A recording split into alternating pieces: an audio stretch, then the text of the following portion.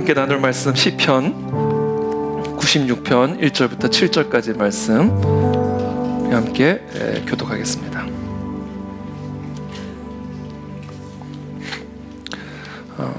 시편 96편 1절부터 7절까지, 오늘은 7절까지만 말씀을 나누고 다음 주에 또 8절부터 나머지 부분을 함께 나누겠습니다. 1절부터 7절까지 저부터 읽겠습니다. 새 노래로 여호와께 노래하라. 온 땅이여 여호와께 노래할지어다.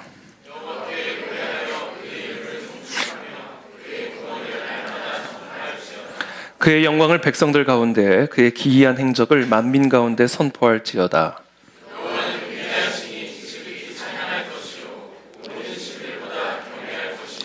만국의 모든 신들은 우상들이지만 여호와께서는 하늘을 지으셨음이로다.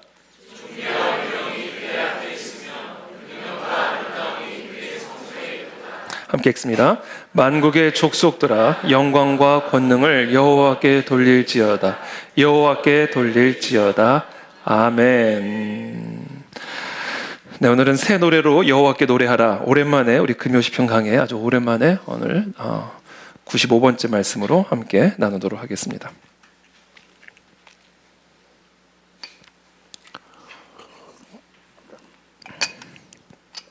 제가 요즘 가장 많이 생각하고 또 기도하고 고민하고 있고 또 최고의 제가 그냥 관심사는 어떻게 하면 우리 성도님들이 또 제가 하나님을 경험하는 삶을 더 깊이, 더 충만하게 살 수 있을까? 어떻게 우리 성도들을 하나님을 경험하는 삶을 더 충만하게 살 수 있도록 도와드릴 수 있을까?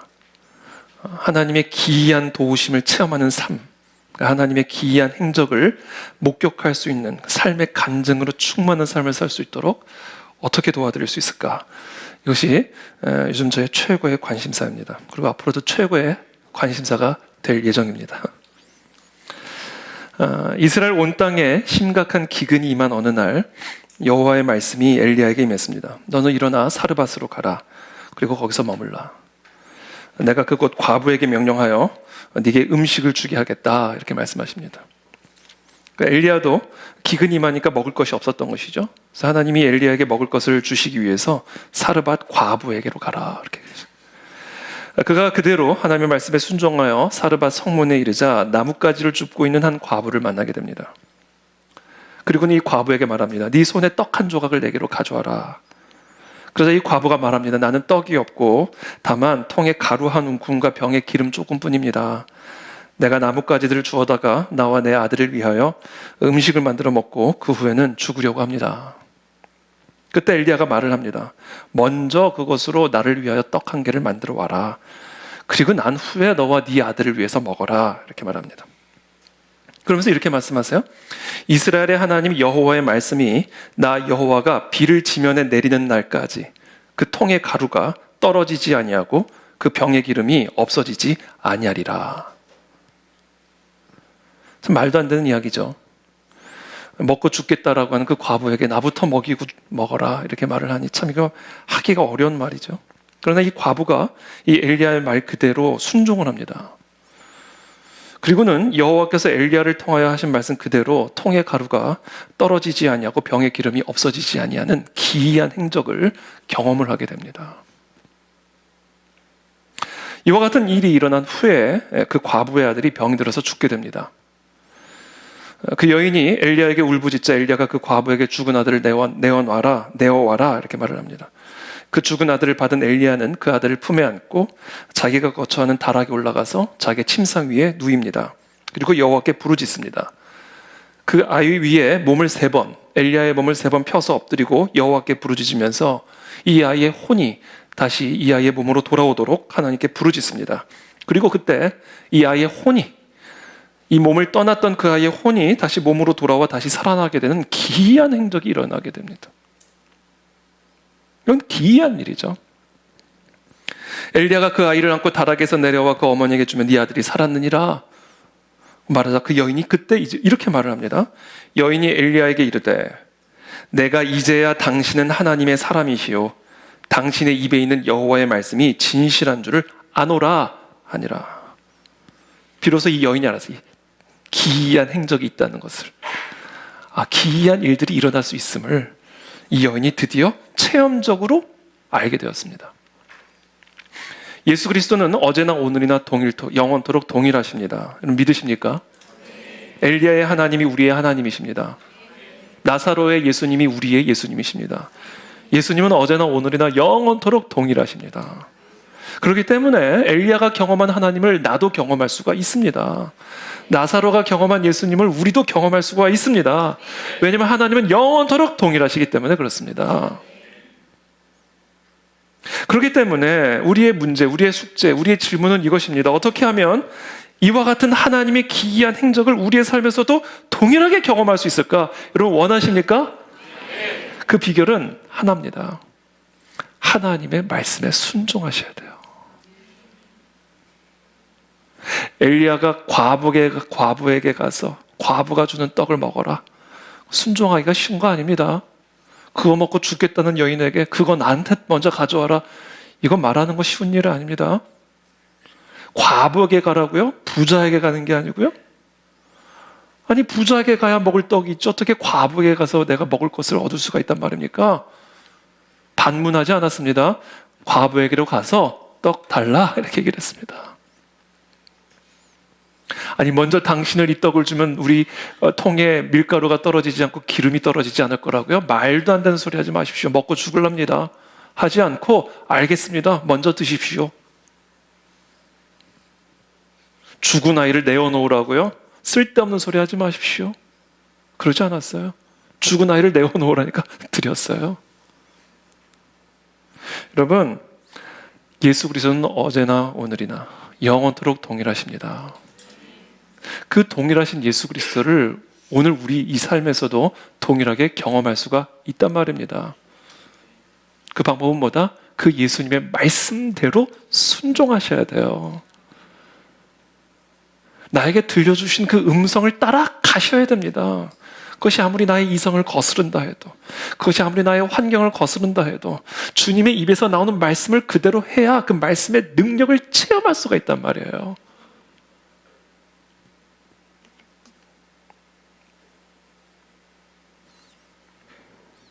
이 하나님의 말씀에 대한 순종, 그것을 우리는 다른 단어로 믿음이라고 부르는 거예요. 하나님이 나에게 하신 말씀을 그대로 내가 행동하는 것, 이것을 우리는 믿음이라고 말합니다. 우리는 오직 이 믿음을 통해서 어둠 가운데 빛이 있으라 하셨을 때 빛을 창조하신 그 창조의 능력을 체험할 수가 있습니다. 언제요? 말씀대로 내가 행할 때. 그래서 야고보는 행함이 없는 믿음은 죽은 믿음이라고 말을 하는 겁니다. 말씀을 듣고 순종하지 않는 믿음은 그것은 죽은 믿음이다. 하나님의 기이한 행적을 절대로 경험할 수 없는 죽은 믿음이다. 예수님은 자신에게 주여 주여 하는 자마다 천국을 경험하게 된다고 말씀하지 않으셨습니다. 오직 주의 뜻대로 행하는 자라야 천국을 경험하게 된다. 하나님의 말씀대로 순종할 때 우리는 그 말씀의 능력을 체험하게 되는 거예요. 오병이어로 수천 명을 먹이신 그 말씀의 능력, 죽은 나사로를 일으키셨던 그 말씀의 능력, 그 능력은요 오직 그 말씀대로 내가 행할 때 체험할 수가 있게 되는 것이죠. 하나님의 기이한 행적을 경험하는 삶, 그것은 오직 하나님의 뜻대로 행하는 자만이 알 수 있는 비밀입니다. 하나님의 말씀에 대한 순종, 이것이 하나님을 경험하는 삶의 시크릿이에요. 시크릿. 하나님의 말씀에 순종하고 계십니까? 아니, 하나님의 말씀을 듣고 계십니까?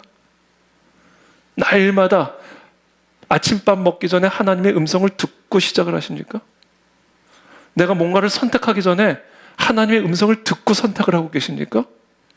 그 과정이 누락이 되었으면 저와 여러분들의 삶에는 하나님의 기이한 행적도 누락이 되는 거예요. 말씀 듣고 그대로 행해야 기이한 행적이 일어나는데 듣기 전에 내가 하고,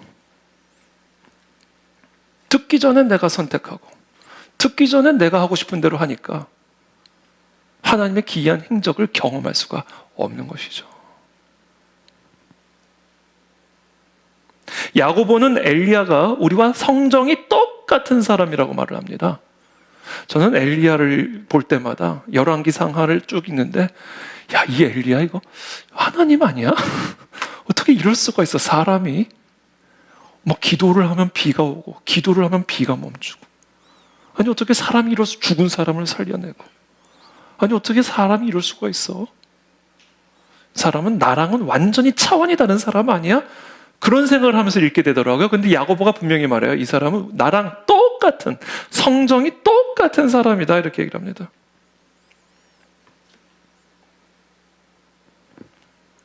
그렇기 때문에 우리도 엘리야가 경험한 그 하나님을, 엘리야를 통해서 역사하신 그 하나님의 기이한 행적을 똑같이 경험할 수 있다는 얘기예요. 여러분 이걸 믿으셔야 됩니다. 그리고 그 비결은 뭐다? 하나님의 말씀을 듣고 그대로 순종하는 거예요. 저는 저와 여러분들 모두가 평생 이 하나님의 음성을 듣는 일에 여러분들의 생명을 거시길 축복합니다. 밥 먹기 전에, 출근하기 전에, 다른 어떤 일도 하기 전에 하나님의 음성을 듣는 일로 여러분들의 삶을 시작하셔야 여러분들의 삶에 하나님의 기이한 행적이 끊어지지를 않을 수가 있다.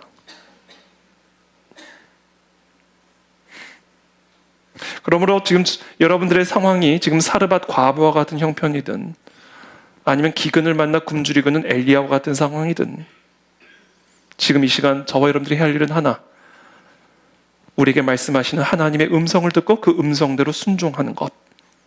그러면 엘리야가 만난 하나님, 사르밧 과부가 만난 그 하나님을 오늘 이 밤에 우리도 동일하게 경험하게 될 것입니다. 저는 오늘 예배 가운데 그냥 왔다 가는 분 한 분도 없게 되길 바랍니다. 하나님, 나에게 오늘 들려준 성령의 음성을 듣게 도와주십시오. 말씀해 주십시오. 그대로 순종하겠습니다. 그렇다면 오늘 이 밤에 하나님께서 지금 저와 여러분들에게 하시는 성령의 음성이 무엇인가? 오늘 우리가 순종해야 할 하나님의 명령이 무엇인가? 여러분 똑바로 들으시길 바랍니다. 받아 적으시길 바랍니다. 새 노래로 여호와께 노래하라. 이거는 저와 여러분들 향한 하나님의 명령입니다. 덮어놓고 새 노래로 여호와께 노래하라. 여러분 이 말씀에 순종하시겠습니까? 그러면 여러분은 기이한 행적을 경험하시게 될 겁니다.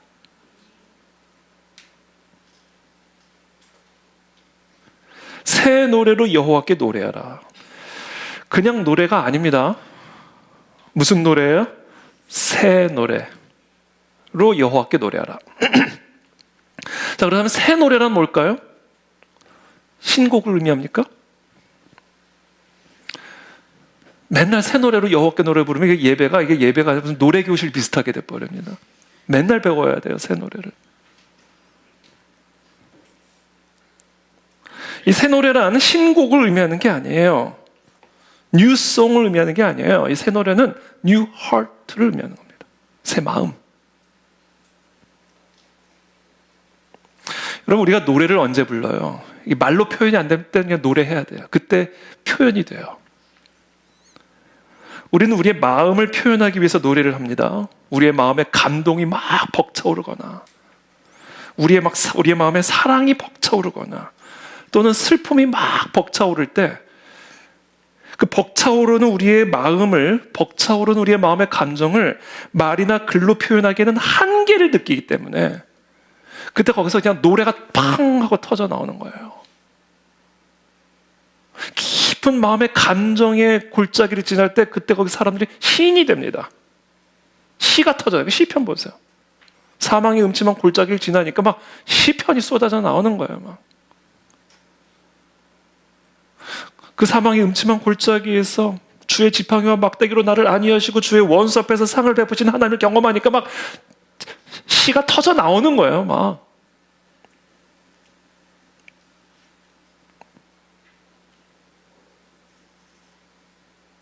그 새 노래로 여호와께 노래를 하라는 거는요, 여호와를 향한 낡은 마음, 식은 마음이 아니라 이 여호와 하나님으로 인한 새로운 감동과 감격과 날마다 새로운 기쁨으로 충만한 그 새 마음으로 하나님을 찬양하라는 얘기예요. Sing to the Lord with new heart. 이게 새 노래로 여호와께 찬양하라, 노래하라는 의미입니다.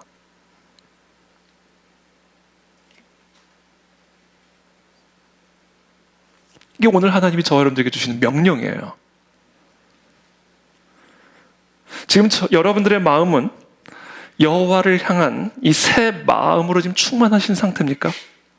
여호와로 인한 막 새 감동, 어제 그 감동이 아니라 여호와로 인한 새 기쁨, 낡은 기쁨이 아니라 새 기쁨으로, 낡은 사랑이 아니라 새 사랑으로 지금 그 여호와께 노래하고 계십니까?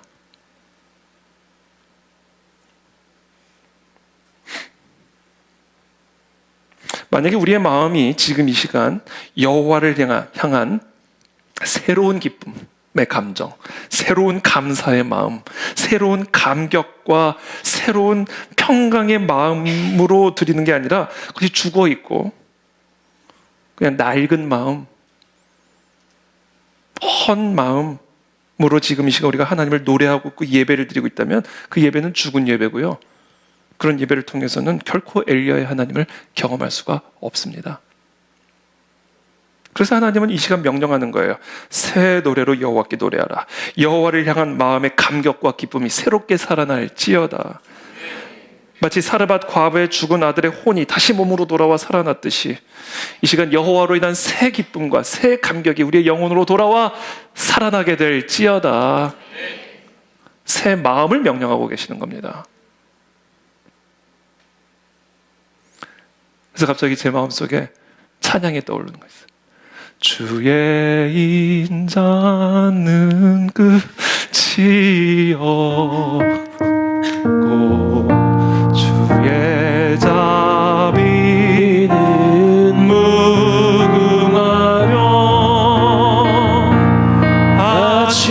아침마다 새롭고 늘 새로우니 주의 성실이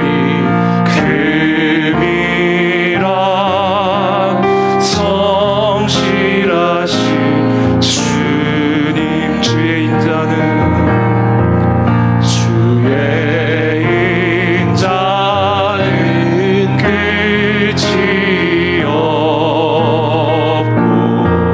주의 자비는 무궁하며 아침마다 새롭고 늘 새로우니 주의 성실이 금이라 성실하신 주님. 네, 좀 새로워지세요. 새로워질 때까지 명령이에요. 하나님의 명령. 새로워질 때까지 찬양하라. 헌 마음으로 예배에 나오지 말라는 거예요. 낡은 감동으로 나오지 말라는 거예요. 날마다 새로운 마음으로 찬양하라. 그때 우리는 엘리야의 하나님을 경험하게 되는 겁니다. 자, 그렇다면 우리가 어떻게 날마다 새 마음으로 여호와께 새 노래를 드릴 수 있을까요? 오늘 세 가지를 여러분과 나누겠습니다. 첫 번째는 여호와 하나님과의 친밀한 교제가 날마다 이루어지셔야 됩니다. 그냥 막 내 마음대로 내 뜻대로 막 살다가 뭐 예배 딱 나오면 갑자기 내 마음이 새로워지는 게 아니에요. 날마다 순간 매 순간이 여호와 하나님과의 친밀한 교제 속에 있어야 됩니다. 그래야 내 마음과 영혼이 새 노래로 하나님을 찬양하게 되는 거예요. 여호와로 인한 마음의 감동은 어디에다 잘 저장을 해두었다가 위급할 때 갈 때 끌어다 쓸 수 있는 무슨 자동차 보험 같은 게 아니고 보험 들어놓고 사고 나면 끌어다 쓸 수 있는 그런 게 아니에요. 갑자기 위급할 때 끌어다 쓸 수 있는 그런 게 아니라고요. 여호와로 인한 마음의 감동은요, 잘 저장해 두거나 저축해둘 수 있는 게 아니에요. 여호와로 인한 마음의 감동은 우리의 육신 안에서 일어나는 감동이기 때문에 우리의 육신의 연약함과 육신을 둘러싼 환경의 영향을 받아 쉽게 소멸됩니다.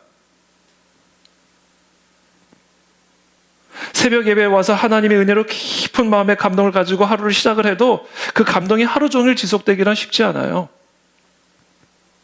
아무리 주일 예배를 통해서 마음의 깊은 은혜의 감동을 받고 나가도 한 주 동안 그 감동을 계속해서 유지하며 살아간다는 것은 쉬운 일이 아닙니다. 심지어 설교 내용도 기억조차 못하는 경우들이 많아요. 그래서 저는 계속 똑같은 설교를 해도 돼요.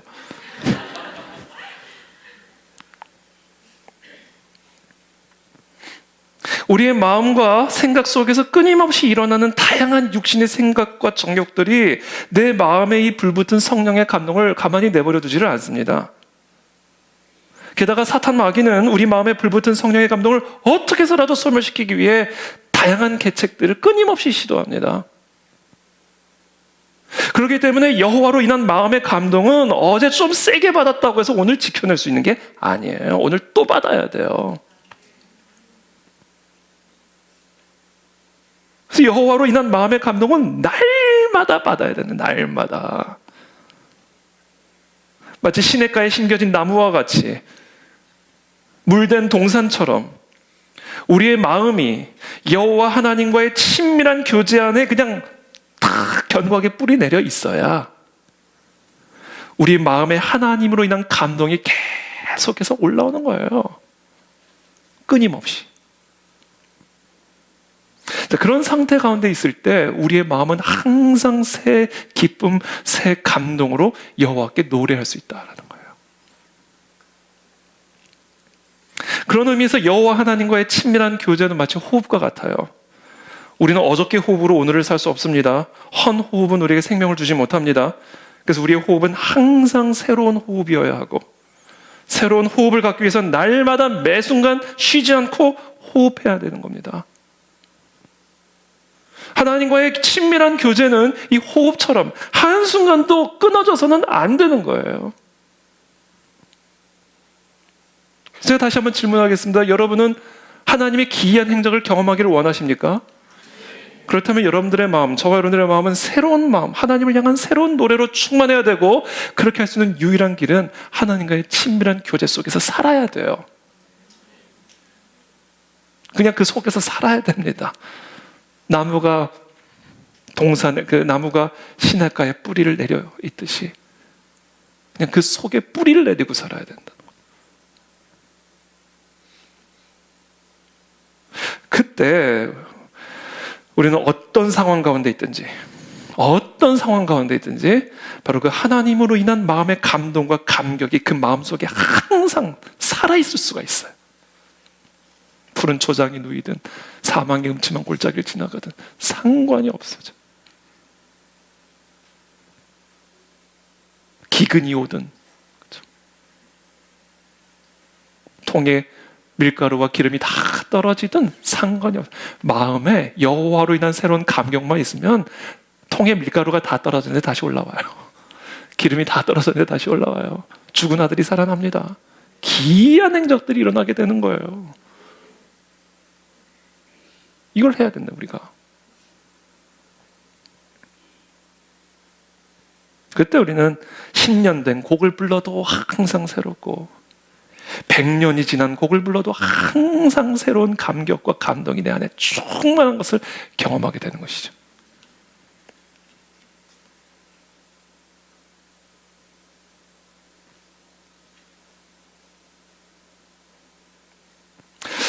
또한 우리의 마음이 여호와로 인한 살아있는 감동으로 충만한 상태가 되지 않으면요, 육신의 정욕에 삼켜지게 됩니다.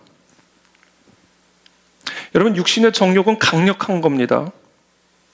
이것을 누르고 이길 힘이 우리에게는 없습니다. 육신의 정욕의 지배를 받게 되면 우리는 사탄 마귀의 지배 아래로 끌려 들어가게 되고 하나님의 심판과 저주의 길로 들어서게 됩니다.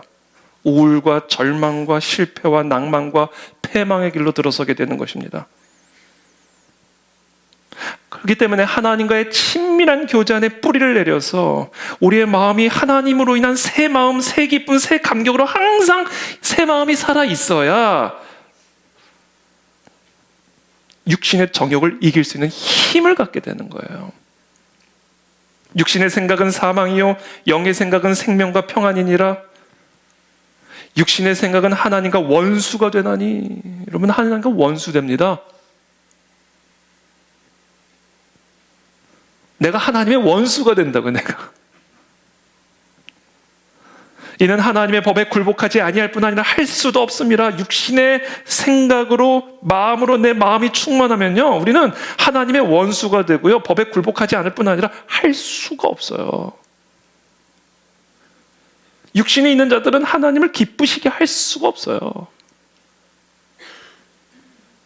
그러므로 형제들아, 우리가 빚진 자로 내 육신에게 져서 육신대로 살 것이 아니니라. 너희가 육신대로 살면 반드시 죽을 것이로되 영으로서 몸의 행실을 죽이면 살리니 무릇 하나님의 영으로 인도함을 받는 사람은 곧 하나님의 아들이라. 이게 어떻게 가능하냐는 거예요. 육신의 힘으로는 안 된다고요. 하나님과의 친밀한 교제 속에서 우리의 마음에 하나님으로 인한 새 기쁨, 새 감동, 새 마음이 항상 살아있어야 육신을 이길 수 있는 힘을 갖게 되고 하나님의 영으로 인도함을 받는 하나님의 자녀가 될 수 있다라는 거예요.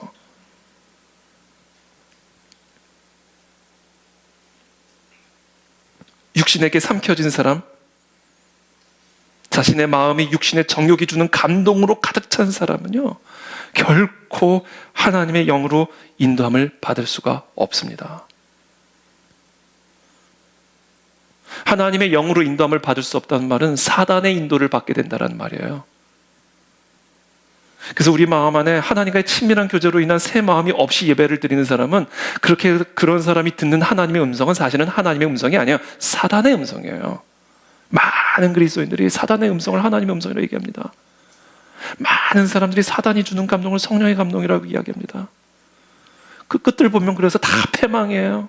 다 심판이고 저주입니다. 하나님의 음성 들었다고 말하는 사람들, 우리는 다 믿을 수 없습니다. 왜냐하면요, 육신의 정욕에 사로잡혀서 육신의 감동을 가지고 살아가면서 그 감동으로 예배를 드리면 내 육신의 소리가 하나님의 소리로 들리는 거예요. 나도 속고 남도 속고. 역대하 18장에 보면요, 이스라엘 왕 아합이 길랏 라못으로 가서 아람 왕과 싸우기 위해서 여호사밧, 유다 왕 여호사밧이 우리 같이 나가서 싸웁시다 얘기를 합니다. 그때 이 남유다의 왕 여호사밧이 좋습니다, 함께 나가서 싸웁시다. 그러나 싸우러 가기 전에 먼저 하나님에게 한번 물어봅시다. 그러자 아합 왕이, 이스라엘 왕 아합 왕은 악한 왕이거든요. 이 악한 왕이 선지자 400명을 부릅니다. 하나님의 선지자라고 불려지는 선지자 400명을 부릅니다. 싸우러 가랴 마랴, 싸우러 가십시오. 하나님이 아람 왕을 당신 아합의 손에 붙이셨습니다. 그래서 뭔가 느낌이 이상했던 것 같아요. 여호사밧이, 선지자들 느낌이 조금 이상하게 느껴졌던 것 같아요. 이 사람들이 답니까? 그때 한 선지자가 있긴 있는데 이 선지자는 나한테 좋은 말을 한 번도 안 합니다 그러는 거예요. 그러니까 여호사가 그런 말 하지 마십시오. 한번 그 미가야라는 선지자 한번 불러서 그분이 하나님의 말씀을 어떻게 대언하는지 한번 들어봅시다. 그랬더니 미가야가 아니나 다를까, 아람 왕과 싸우러 나가면 당신 죽습니다. 당신이 죽으면 이스라엘 백성들이 기뻐할 겁니다. 자유케 될 겁니다. 그러니까 아합 왕이 말합니다. 그거 보세요. 나한테 좋은 말 한 번도 안 한다고 그랬잖아요. 그리고는 이 미가야가 뭐라고 이야기를 하냐면, 저 400명의 선지자들, 그들에게는 지금 하나님이 거짓의 영을 부어주셨다 이렇게 얘기했어요. 이제 보소서, 여호와께서 거짓말하는 영을 왕의 이 모든 선지자들의 입에 넣으셨고 또 여호와께서 왕에게 대하여 재앙을 말씀하셨나이다. 지금 하나님의 선지자랍시고 당신이 불러 모은 이 400명의 선지자들의 입에 하나님이 거짓의 영을 부어주셨습니다. 그리고 지금 당신이 들은 하나님의 음성이라고 하는 그것은 사실은 사단의 소리입니다. 그게 얼마나 무서운 얘기예요. 그리고는 이렇게 말했어요. 그러니까 그 얘기를 들은 이 아합 왕이 뭐라고 말하는지 아세요? 왕이 이같이 말하기를 이 놈을 옥에 가두고 내가 평안히 돌아올 때까지 고난의 떡과 고난의 물을 먹게 하라. 평안히 돌아오게 될 거라는 거예요. 자기는 이미 하나님의 음성을 들었어. 400대 1이에요. 나는 이미 하나님의 음성을 들었어. 이게 뭐예요? 육신의 정욕으로 마음의 감동으로 가득, 육신의 감동으로 이 마음에 가득 차 있는 사람은요, 사단의 소리를 들어요. 사단의 소리를 들어놓고선 하나님의 소리라고 생각을 합니다.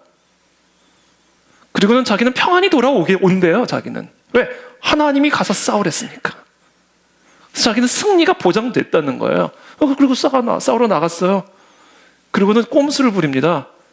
여호사밧과 아합이 같이 싸우러 나가서는 자기는 그냥 일반 평민처럼 분장을 합니다.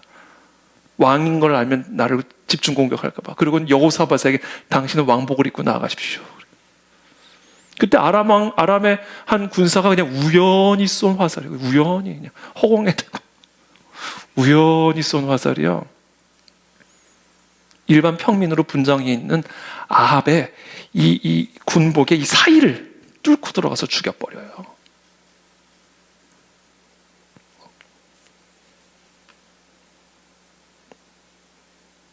사단의 뜻을 하나님의 뜻이라고 확신하고 자기는 평안히 돌아올 것이라고 확신하고 나간 이 아합이 그럼 그렇게 죽임을 당하게 되는 겁니다. 이렇게 사는 그리스도인들이 얼마나 많은지. 그러니까 하나님과의 친밀한 교제 속에서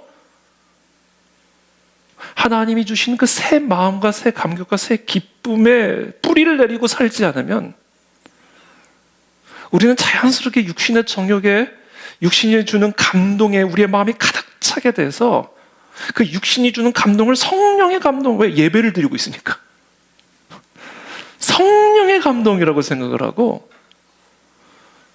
자기는 평안히 돌아오게 될 거라고 그러면서 사탄 뜻 따라가다가 죽는 거예요.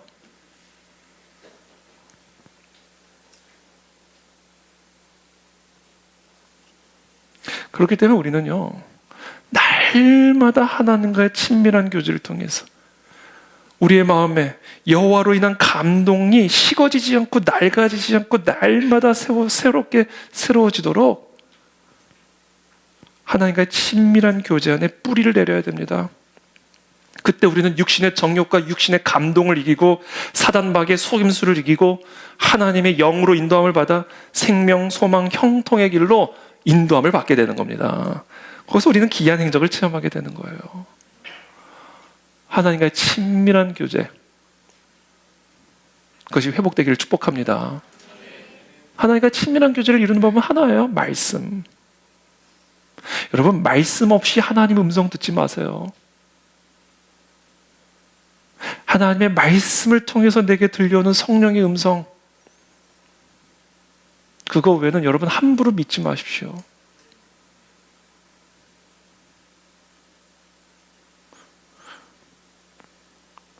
얼마나 우리가 하나님의 말씀과 가깝고 우리가 얼마나 이 하나님의 말씀을 통해서 내게 들려준 성령의 음성에 우리의 모든 촌각이 귀 기울여 있는지, 우리는 오직 그것을 통해 하나님으로 인한 새 감격과 기쁨이 날마다 아침마다 새로워지는 것을 체험하게 된다는 것이죠. 두 번째, 우리의 마음이 날마다 새 마음, 새 영혼으로, 새 감동으로 여호와께 노래하기 위해서 우리는 날마다 우리를 새롭게 하시는 하나님의 은혜를 경험해야 됩니다. 새 노래로 여호와께 노래하라는 것은 우리를 향하신 하나님의 은혜를 날마다 노래하라는 거예요. 왜냐하면 하나님의 은혜가 우리를 날마다 새롭게 해주시기 때문입니다. 그러므로 우리가 새 노래로, 새 마음으로, 새 감동으로 날마다 여호와께 새롭게 새 노래로 노래할 수 있는 비결은 날마다 하나님의 은혜를 노래하고 하나님의 은혜를 경험하는 거예요. 여러분, 우리는 날마다 죄를 짓습니다. 빨리 동의해 주세요. 우리는 마음으로 죄를 짓고, 우리는 생각으로 죄를 짓고, 행동으로 죄를 짓고, 말로 죄를 짓습니다. 물고기는 물고기 때문에 물속에 살듯 우리는 죄인이기 때문에 날마다 죄 속에서 살아갑니다. 새가 공중을 날아다니는 것이 이상한 일이 아니듯 죄인이 죄를 짓고 사는 것은 사실은 전혀 이상한 일이 아니에요. 우리의 삶 자체가 죄 짓는 삶입니다. 사람에게서 나오는 그것이 사람을 더럽게 하느니라. 우리가 뭘 해서 더러워지는 게 아니에요. 사람의 속에 더러운 게 있어서 그냥 사람은 더러워요.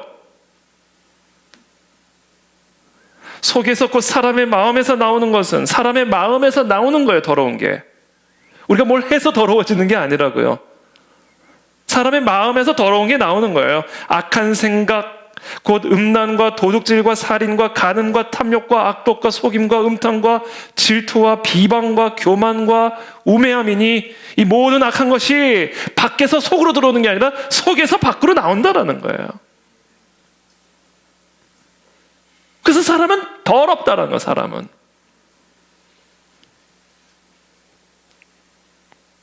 그렇게 되면 우리는 날마다 깨끗해져야 됩니다.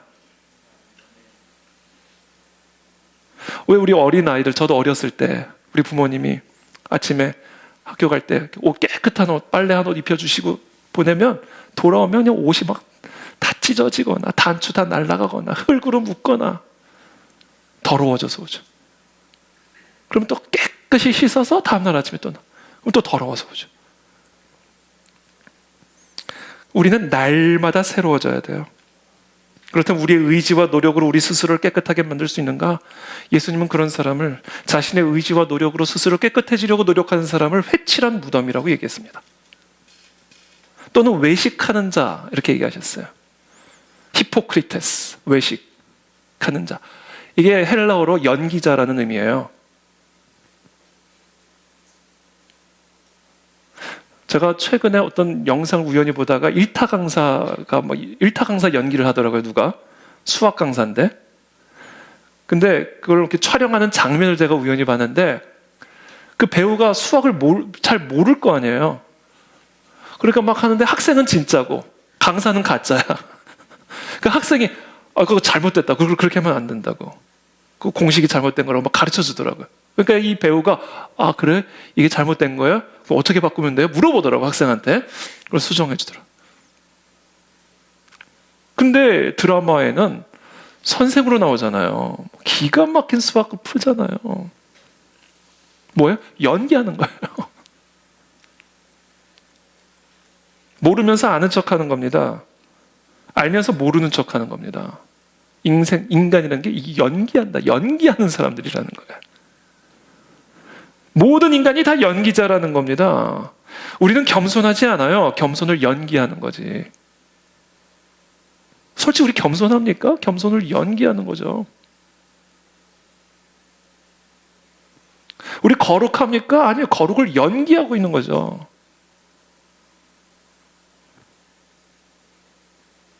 우리가 선합니까? 아니요.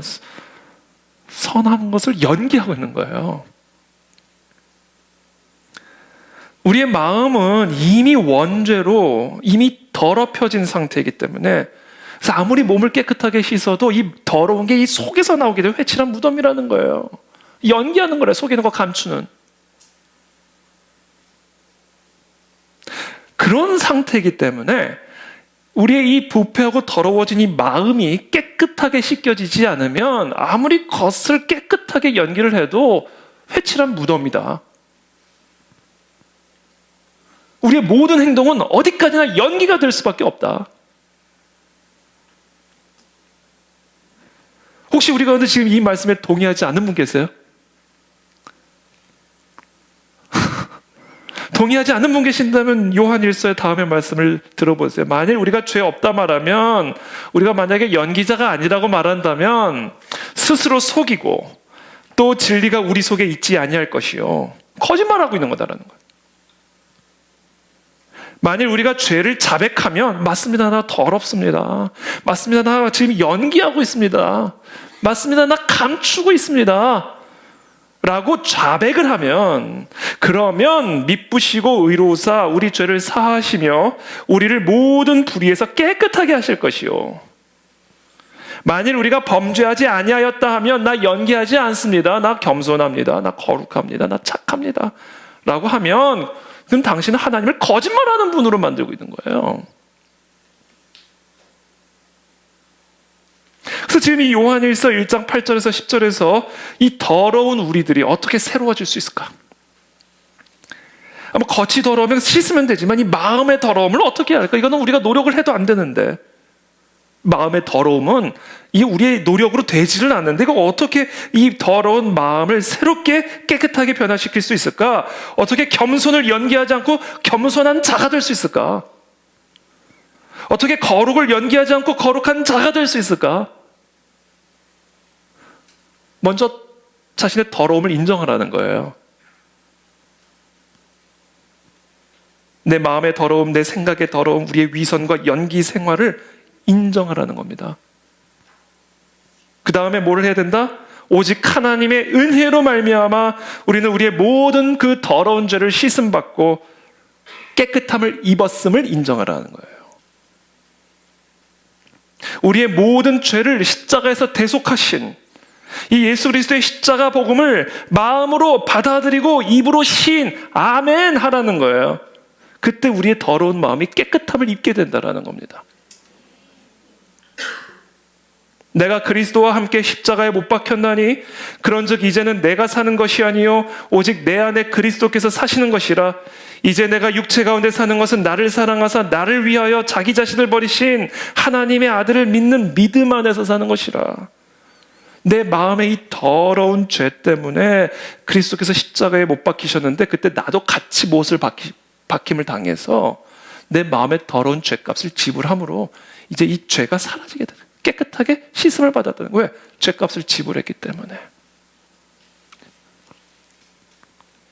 그러면서 이렇게 얘기합니다. 내가 하나님의 은혜를 패하지 아니하노. 이게 하나님의 은혜라는 거예요. 선물로 주어진 하나님의 은혜라는 겁니다. 내가 십자가에 못 박히지 않았지만 사실 못 박히게 된 거라는 거예요. 내가 하나님의 은혜를 패하지 아니하노니 만일 의롭게 되는 것이 율법으로 말미암으면 그리스도께서 헛되이 죽으셨느니라. 그리스도 십자가 대속의 은혜를 믿는 믿음 안에서 살 때 우리는 마음의 깨끗함을 선물로 받게 된다. 하나님의 은혜는 그러므로 우리의 더러운 마음을 날마다 씻어주십니다. 이 하나님의 은혜를 묵상할 때, 이 하나님의 은혜를 붙잡을 때, 이 십자가 하나님의 은혜를 노래할 때, 찬양할 때 우리의 마음의 더러움이 씻음을 받게 되고 우리의 마음은 새 감격과 감동으로 날마다 새로워지게 된다는 거예요. 그래서 저와 여러분들은요, 이 호흡이 끊어질 때까지 이 하나님의 십자가 은혜를 노래해야 됩니다. 이 십자가의 은혜를 붙들어야 됩니다. 그때 우리의 마음은 날마다 새로운 감동으로 충만해질 겁니다. 그것이 바로 하나님의 아들을 믿는 믿음 안에서 사는 방법이에요. 나의 죄를 씻기 위하여 십자가에 못 박히신 그 그리스도의 대속의 은혜를 날마다 노래하고 찬양하고, 그때 우리의 마음이 하나님으로 말미암는 감격으로 충만해지게 된다. 그리고 더 나아가 그때 우리는 우리의 더러운 죄를 이길 수 있는 힘을 받게 된다라는 거예요. 이게 사도 바울이 우리에게 보여준 삶의 모범입니다. 이게 사도 바울의 고백이에요. 제 고백이 아니에요. 내가 한 법을 깨달았노니 자기 마음속에 법을 깨달았어요. 선을 행하기 원하는 나에게 악이 함께 있는 것이로다. 내 속사람으로는 하나님의 법을 즐거워하되 내 지체 속에서 한 다른 법이 내 마음의 법과 싸워 내 지체 속에는 죄의 법으로 나를 질질 사로잡는 것을 보는도다. 오호라 나는 곤고한 사람이로다. 이 사망의 몸에서 누가 나를 건져내랴. 자신의 이 더러움으로 막 곤고함을 경험하는 거예요. 사도 바울 안에 이 마음의 더러움으로. 도대체 이 더러운 사망의 몸에서 도대체 누가 나를 건져내랴? 내 힘으로는 못한다. 이거 어떻게 하냐?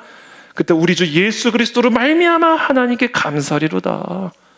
번뜩 일어나서 그리스도를 바라보는 거예요. 그 곤고함 속에서 번쩍 일어나가지고 나의 죄를 대신하여 십자가에 못 박히신 예수 그리스도의 십자가를 바라보는 거예요. 그러면서 이렇게 선포합니다. 그러므로 이제 그리스도 예수 안에 있는 자에게는 결코 정죄함이 없나니 이는 그리스도 예수 안에 있는 생명의 성령의 법이 죄와 사망의 법에서 나를 해방하였습니다. 번쩍 일어나가지고 십자가를 바라보는 겁니다. 막 나의 더러움, 내 마음 안에 있는, 내 생각 안에 있는 더러움을 보면서 막 곤고함에 빠져 있다가 갑자기 번쩍 일어나서 십자가를 바라보고 선포하는 겁니다. 이제 그리스도 예수 안에 있는 자에게는 정죄함이 없느니라. 죄와 사망의 법에서 나를 해방하였습니다. 선포하는 거예요. 그때 우리의 마음이 깨끗하게 씻음을 받게 될 뿐만 아니라 더 나아가 깨끗하게 살 수 있는 능력을 얻게 된다는 거예요. 이게 십자가의 은혜의 능력입니다. 이 십자가의 은혜는 내 마음의 더러움을 깨끗하게 씻겨주는 능력일 뿐만 아니라 이제 실제로 깨끗하게 살 수 있는 능력을 주는 힘이에요, 이게. 그래서 우리는 십자가를 바라볼 때 나를 끊임없이 더럽히는 그 더러운 것으로부터 깨끗하게 씻음을 받게 될 뿐만 아니라 그 씻음을 지켜낼 수 있는 힘을 받게 된다. 그래서 요한 1서에서 사도 바울이 계속해서 이렇게 말합니다. 나의 자녀들아, 내가 이것을 너희에게 씀은 너희로 죄를 범하지 않게 하려 함이라. 단순히 죄를 씻겨주기 위함일 뿐만 아니라 이 복음은 죄를 씻어주는 힘일 뿐만 아니라 죄를 짓지 않게 하는 힘이다. 십자가만 바라봐라. 그러면 죄를 이기는 힘을 얻게 된다. 죄를 자백하고 너희의 더러움을 자백하고 그리고 그 모든 죄를 그리스도께서 십자가에서 담당하신 것을 믿음으로 씻겨짐을 믿으면 이제 너는 그 죄를 이길 수 있는 힘을 얻게 된다 얘기해요.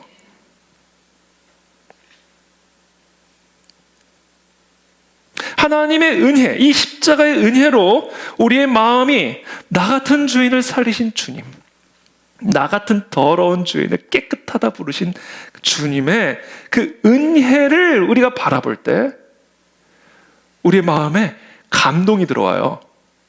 감격이 들어옵니다. 기쁨이 들어와요. 나를 깨끗하게 하셨구나. 이 더러운 죄인을. 깨끗함이 들어온다고요. 그리고 그와 동시에 그 깨끗한 삶을 살 수 있는 나의 이 더러움을 이길 수 있는 영적 힘이 들어오는 것을 경험하게 되는 거예요. 그러면 저 여러분을 기억해야 합니다. 그리스도의 은혜는 단순히 우리의 이 더러운 죄를 씻어주시는 하나님의 능력일 뿐 아니라 깨끗하게 살 수 있도록 도와주는 하나님의 능력입니다. 죄와 멀어지려고 노력해봐요. 여러분 아무 소용없습니다. 죄와 멀어지려고 노력해봐야 아무 소용없어요. 그러나 주님을 사랑하면 죄와 멀어질 수 있는 힘을 갖게 됩니다. 십자가를 바라보며 나의 모든 죄가 씻음받음을 여러분들이 믿게 되면, 붙잡게 되면, 그것만을 노래하고 자랑하게 되면, 나의 의의가 아닌 하나님의 의의만을 자랑하게 되면 죄를 이기는 힘을 갖게 된다는 거예요. 그러므로 죄를 안 지으려고 노력하지 마시고, 안 돼요. 죄를 안 지으려고 노력하지 말고 주님과 가까워지려고 노력하십시오. 죄와 멀어지려고 노력하지 말고 말씀과 가까워지려고 노력하십시오. 그때 우리는 마치 태어나면서부터 안진병이 된 그 자의 다리에 신비한 힘이 들어와서 이 안진병을 일으켜서 하나님을 예배하고 찬양하며 성소에 들어가 뛰어 찬양하게 하였듯이 나면서부터 주인된 우리의 안진병이 된 삶에 신비한 힘이 들어와서 의의 삶을 살아가게 하는 영적 힘을 여러분들이 체험하게 될 것입니다.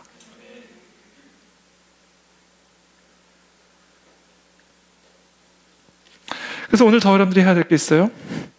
저와 여러분들의 이 더러움을 자백하십시오. 인정하세요. 인정하시라고요. 예수님의 은혜를 알면 자백이 쉬워져요. 몽둥이 들고 있으면 자백이 어렵죠. 십자가를 들고 있으니까 우리는 자백을 하기 쉬워요. 다 끝났다. 자백만 해라.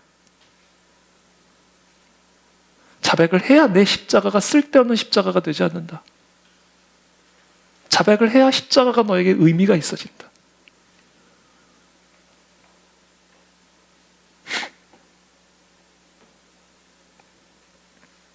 자백하면 자백할수록 십자가 대속의 은혜가 우리의 마음에 큰 감동으로 와닿게 되기 때문에 우리는 우리의 더러움을 이길 수 있는 신비한 힘을 얻게 된다는 것이죠. 이것이 우리가 새 노래로 하나님을 찬양하는 길이다.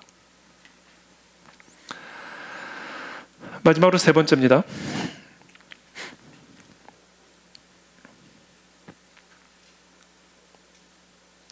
우리가 새 노래로 여호와를 찬양하기 위해서는요, 이 위대하신 하나님을 볼 수 있는 눈이 열려야 됩니다. 그래야 우리는 날마다 새 노래로 여호와를 찬양할 수가 있습니다. 시편 96편 1절이죠. 새 노래로 여호와께 노래하라. 그 다음에 뭐라고 되어 있어요? 온 땅이여 여호와께 노래할지어다. 여러분, 하나님과의 친밀한 교제를 통해서 누리게 되는 이 마음의 새로운 감격과 기쁨, 그리고 하나님의 은혜로 말미암아 우리의 모든 주홍빛 같은 붉은 죄들이 흰 양털처럼 씻겨짐으로 말미암아 누리게 되는 이 마음의 새로운 감동, 이것은 언제나 우리의 마음의 눈을 밝혀줍니다. 하나님과의 친밀한 교제를 통해서 우리의 마음에 감동이 들어오고 십자가의 은혜를 통해서 나 같은 죄인을 의롭다 깨끗하게 하신 그 예수님의 은혜의 감동이 내 마음에 들어올 때, 이 감동이 들어오잖아요. 그때 이 마음의 눈이 확 밝아져요. 이 마음의 감동을 받는다는 게요, 이게 눈이 열리는 거예요. 우리의 육안은 우리를 둘러싼 현실 세계만을 보여줍니다. 그러나 우리의 육안에 보이는 현실 세계가 현실의 전부가 아니라는 걸 우리가 다 잘 알죠. 이 현실 세계 위에 현실 세계를 지배하고 있는 초현실 세계가 존재합니다. 그리고 그 초현실 세계는 영이신 하나님으로 충만한 세계입니다. 태초에 하나님이 천지를 창조하시니라.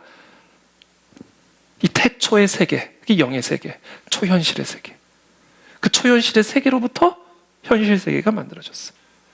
그래서 우리가 살아가고 있는 현실 세계는 바로 이 눈에 보이지 않는 하나님으로 충만한 영의 세계의 지배와 통치를 받고 있단 말이에요. 우리의 육안으로는 이 세상을 비추는 빛만 보이지만 이 빛이 존재하기 전 이 빛을 존재하게 하신 그 태초의 세계, 그게 바로 영이신 하나님으로 충만한 영적인 세계예요. 그것을 볼 수 있는 눈이 열린단 말이에요. 엘리야에겐 그 눈이 있었던 거예요. 통에 밀가루가 떨어졌는데, 통에 기름이 떨어졌는데, 현실 세계에는 다 떨어졌는데 이 현실 세계를 지배하는 영의 세계를 볼 수 있는 눈이 있는 거예요, 엘리야에겐. 이 사르밧 과부는 그 눈을 믿은 거예요. 혼이 떠나 죽었는데 혼을 다시 이 죽은 몸에 갖다 집어넣을 수 있는 영의 세계를 보는 눈이 있는 거예요.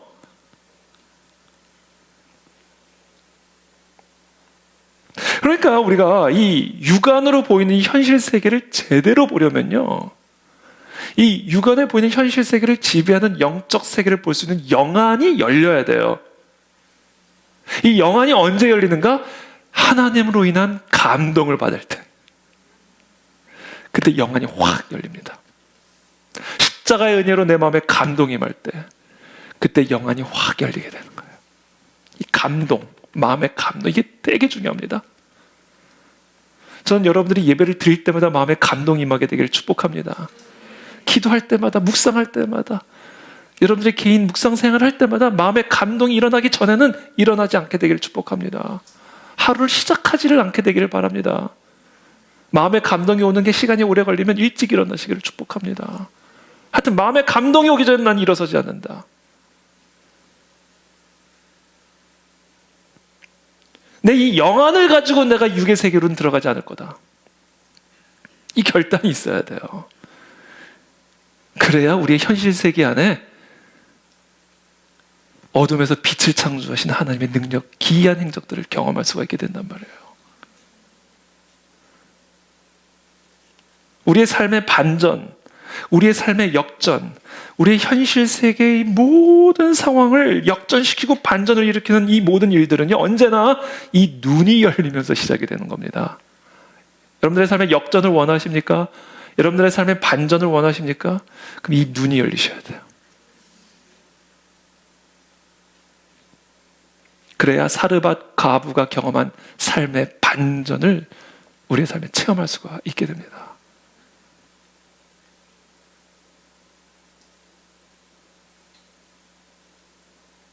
우리가 항상 하나님과의 친밀한 교제를 누려야 하는 이유, 하나님의 말씀을 통해서, 성령의 감동으로 쓰여진 이 말씀을 통해서 항상 하나님과 친밀한 교제를 누려야 되는 이유는 이 성령의 감동으로 쓰여진 하나님의 말씀을 통해서 내 마음에 하나님으로 인한 감동이 임하기 때문이에요. 십자가의 은혜로 말미암은 감동이 항상 내 안에 있어야 되는 이유는, 그래야 우리가 우리의 이 상황과 환경에 갇혀있는 눈이 열리게 되기 때문인 것이죠. 모든 사망을 이기신 십자가, 모든 저주를 끊으신 그 십자가를 보는 눈이 열려야 우리의 삶에 반전의 역사, 역전의 은혜가 흘러 들어오게 되는 것입니다. 눈에서 시작해요. 눈은 몸의 등불이다. 눈이 어두우면 온몸이 어두워진다. 눈이 밝아지면 온몸이 밝아진다. 영안이 열릴지어다.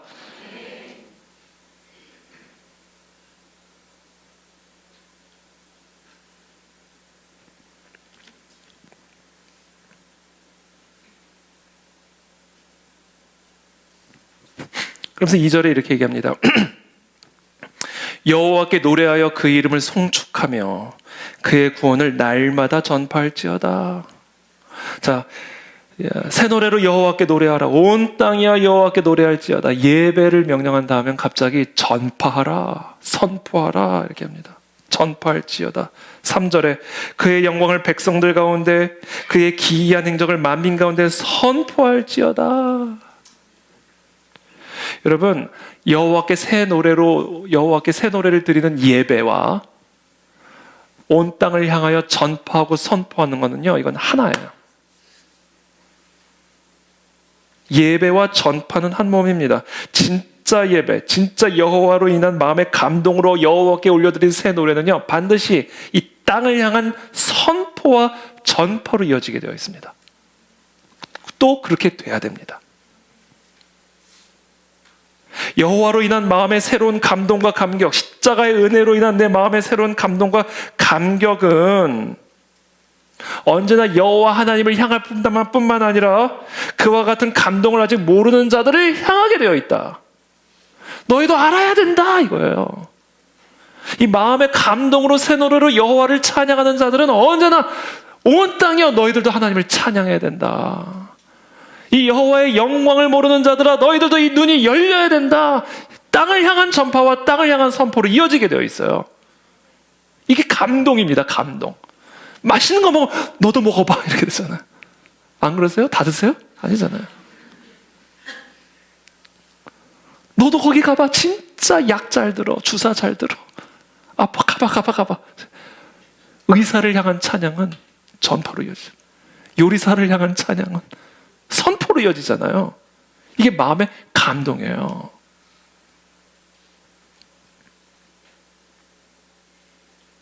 그래서 여호와께 올려드리는 우리의 새 노래는 언제나 이 전파, 땅을 향한 전파와 선포의 성격을 동시에 지니고 있는 거예요. 그래서 우리의 리바이벌 코리아 나가는 겁니다.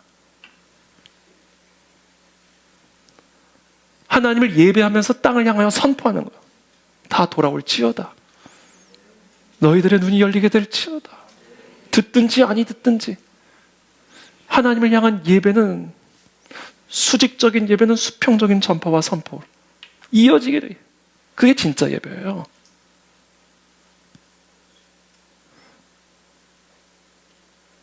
(4절에) (7절까지) 그 선포의 내용은 다음과 같습니다. 여호와는 위대하시니 지극히 찬양할 것이요 모든 신들보다 경외할 것이며 당신들이 섬기는 모든 신들보다 여호와 하나님을 경외할 것이며 당신들이 섬기는 만국의 모든 신들은 다 우상들이지만 여호와께서는 하늘을 지으셨음이로다. 존귀와 위엄이 그의 앞에 있으며 능력과 아름다움이 그의 성소에 있도다. 만국의 족속들아, 영광과 권능을 오직 여호와 하나님 한 분에게만 돌릴지어다. 모든 주권은 여호와 하나님에게 속해 있는 것이다. 만국의 모든 신들은 다 우상. 귀가 있어도 듣지 못하고, 눈이 있어도 보지 못하며, 입이 있어도 말하지 못하는 헛된 조각품들이다. 그러니까 우리가 이 여호와로 인한 이 진짜 이 마음의 감동과 감격으로 충만하며 하나님을 향하여 새 노래로 부르고 온 땅을 향하여서는 선포와 전파가 이루어지게 되는 것이죠.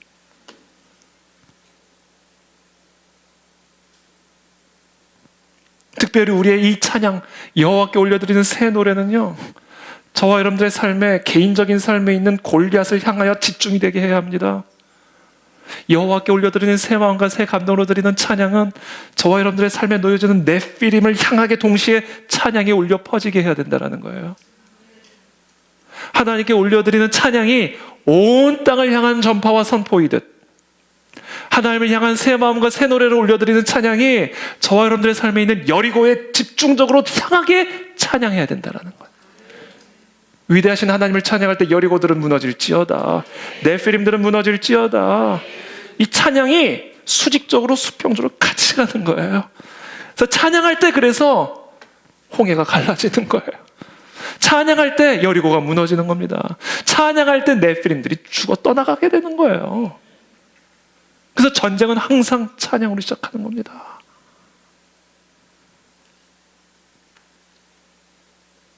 이것이 바로 여호와 하나님의 그 기이한 행적을 우리의 삶에서 체험할 수 있는 삶의 원료 비결입니다. 그러면 시간 축복합니다. 찬양하면서 전진하십시오. 찬양하면서 바다를 건너십시오. 찬양하면서 하나님의 그 위대하심을 노래하며 십자가의 그 대속의 은혜를 찬양하며 온 땅을 향하여 선포하십시오. 그때 저와 여러분들의 삶에 여리고는 무너질 것이며 네피림들은 떠나가게 될 것이며 이 온 땅이 여호와 하나님의 영광을 바라보는 놀라운 부흥의 역사가 시작이 될 줄로 믿습니다. 이제 6월 한 달 동안 이제 에스더 금식 기도회를 저희가 준비하면서, 특별히 에스더 금식 기도회가 끝나고 바로 그 주일 6.25 리바이벌 코리아가 이제 진행이 됩니다. 여러분, 다시 한번 우리가 기도로 힘을 모아서 이 땅에 진정한 부흥이 일어나도록, 우리 모든 성도들의 눈이 밝아지고 마음의 감동이 살아나며 우리의 삶의 네피림들을 쓰러뜨리고 여리고들을 무너뜨릴 뿐만 아니라 저 북한 땅의 여리고가 무너지고 저 평양 땅의 네피림들이 떠나가는 놀라운 각성과 부흥과 통일의 시대를 열어 주시옵소서. 이것이 언제 가능하다? 우리 한 사람 한 사람이 여호와의 친밀한 교제로 십자가의 은혜를 가지고 마음의 감동으로 충만한 새 노래로 여호와께 올려드릴 때, 그때 이 놀라운 기적의 역사들이 일어나게 되는 것입니다. 그와 같은 그 안에 진리교회가 되기를 예수님의 이름으로 축복합니다. 기도하겠습니다.